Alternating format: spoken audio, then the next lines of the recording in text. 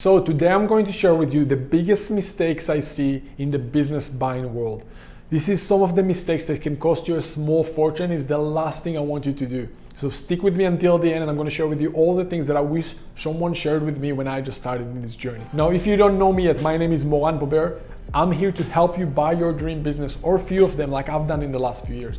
And I'm also the founder of acquisitions.com. Now, many people come to me when they want to buy a business, and they understand that when they're looking to buy a business, they can make mistakes. And because we're talking about buying businesses that are doing at least $1 million a year in revenues, they understand that every mistake can be a small fortune mistake, right? So the last thing I want you to do is make those mistakes. I see people who spend their life savings to buy the wrong businesses, or to spend money before they even bought a business on different advisors and due diligence processes that they didn't need to do.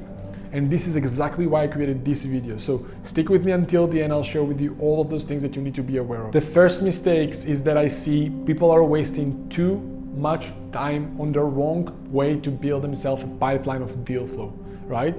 So they're spending the most important asset that you have in your life is your time, right? Money you can get back, money you can earn more. Time you can't get back. So you need to really pay attention to where you put your time, right?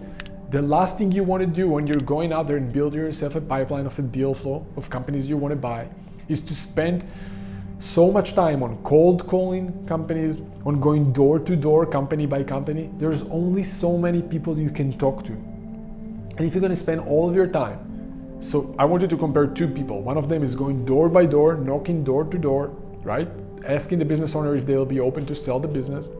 And the other person is using technology, is using the internet, is using softwares to reach out to thousands of business owners, while that person is talking to just 3 or 5 a day. Who you think have better chances to find the right motivated seller faster? Obviously the one who's using leverage, who's using technology. So that's the first mistake. Don't make that mistake. Use leverage, use technology, use ways to find deals that are working now in 2019 or almost 20 when you watch it. Second big mistake that I see people are making is paying advisor on an hourly basis. And when I'm talking advisors, I'm talking about accountants and lawyers, which are very crucial for your deals. People don't understand it's not a must. If you know what you're doing, you don't even need accountants and lawyers, because you can sign agreements on your own and you can do due diligence on your own. But in your first deal, at least, I suggest you not to, especially if you're raising capital or if you're using your own money. If you have no money involved whatsoever, there's no much risk. So you can do those contracts on your own. I don't suggest that if it's your first deal, but don't pay someone on an hourly basis. If you're using large firms out there to help you with due diligence on deals and you pay them on an hourly basis, take a guess on how many hours they're going to take. As much as possible. Think about yourself. If someone's going to pay you on an hourly basis, how many hours would you like to extend those working hours at? As much as you can, because you want to make more money. Instead, what I suggest you to do is use those advisors and let them be part of your deal. Convince them to be part of your deal, and convince to pay them on a contingent fee basis, so you only pay them if and when you close the deal. And then when you close the deal, you can pay them from the acquisition target cash flow instead of you wasting your own money. And I'm telling you, people who had to file bankruptcy because they paid accountants and lawyers on an hourly basis and they didn't close like 7 deals during due diligence, but they still had to pay a small fortune of fees for accountants and lawyers. So don't make that mistake. Another mistake I see that people are doing is that they're not sticking to one sector. You need to understand that if you want to buy a business in a specific sector, if you don't have any experience in that sector, that's okay. But if you're going to change a sector every week, you need to understand it's going to be very difficult for you. You're going to talk to business owners who are doing at least $1 million a year in revenues. Those business owners know a lot about their sectors. They built amazing businesses. And if you don't know their lingo, if you don't know what language they're speaking, if you don't know some of the terms that they're using, you're going to have a difficult time to position yourself as someone with authority who can even have a chance to own a business like that.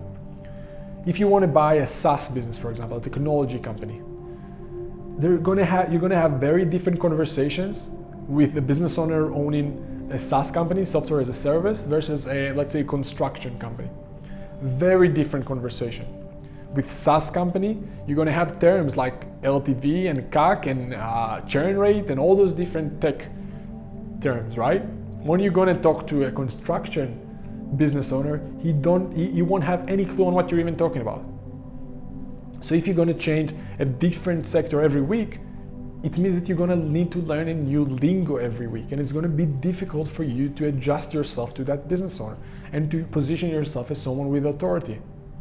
So don't make that mistake. If you wanna buy a business, stick to that sector for at least the next few months. If after a few months of doing your due diligence on that sector, of talking to a few business owners, you figure out, hey, that business sector isn't for me, then switch. And that's all good. But don't do it every single week, because it's like you starting from scratch every week. Another big mistake I see people are making is that they're not talking to financial partners as soon as possible. I see people who are waiting until they'll have an offer accepted already before they even start to talk to financial partners. Now remember, there are very different type of financial partners you can talk to. Asset, cash flow, mezzanine, SBA type, merchant financing, all those different financing options that you can have. But if you only talk to them after you made their random offers, which is the mistake that I see people are making, they're making random offers before they even know even how much they can raise on a deal. How can you know how much you can pay on a deal before you even know what's possible to raise? Obviously, you can take a random guess if you have experience already on raising such capital. But if you don't have that experience and you're just taking random guess and you don't have any experience with financial institutions, it's going to be difficult for you to close the deal when it matters. After you signed an LOI, letter of intent, or got an offer accepted, and you only then start to talk to financial institutions, you won't have enough time to also do due diligence on the deal and to also raise the capital. So start to talk to financial institutions as soon as possible. As soon as you have some numbers from businesses, start to talk to institutions. Don't waste time. Another big mistake I see people making is that they don't use the seller as part of the deal.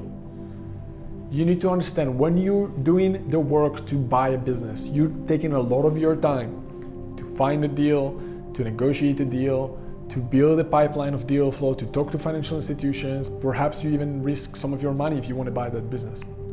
You waste a lot of time and potentially money to buy those businesses. You as the investor have the power if you know how to position yourself well. And you need to convince that to the owner, to the seller of that business. You need to show him that you're putting some skin in the game, and it's his responsibility to put some skin in the game as well. If all they care about is just to take some money at closing and run away, you need to be careful from that. Because you're going to put a lot of time and money into that business, unless you use obviously OPM, which I'll show you in other videos. But make sure that the seller has some skin in the game, otherwise you're the only one who's taking a risk here. That's the way you want to position things, at least. The way to bridge the gap between you having skin in the game and the seller having the skin in the game is for him to have some seller financing as part of the deal, or earnouts as part of the deal, to make sure that both of you have a little bit of risk and not just you as the buyer. I see a lot of those mistakes from people who just don't have the experience because they don't have the full process. They don't know exactly how a deal looks like from A to Z. They don't have all the nuances in the process to make sure that they're not making those mistakes and others. And the last thing you want to do is mistakes in this space when you're trying to buy a multi-million-dollar business. So make sure that you have the full process. Make sure that you have some accountability. Make sure that you have some community around you of people who've been there and done that. Make sure that you have a second set of eyes, of someone who's at least one step ahead of you in that process. And let me know in the comments below if you agree with me. Now, one of the biggest questions I'm getting from people is that after they learn how to buy businesses, or they learn about some of the mistakes, they want to know how to buy businesses no money down at all, right? Which is exactly why I created a video for you specifically about that. But before that, make sure you subscribe to the channel and like this video and comment below and let me know what you think. And after that, if you want to learn how to buy a business with no money down whatsoever, this is exactly why I created this next video for you. So go and watch this video right now, and I'll see you there in a bit.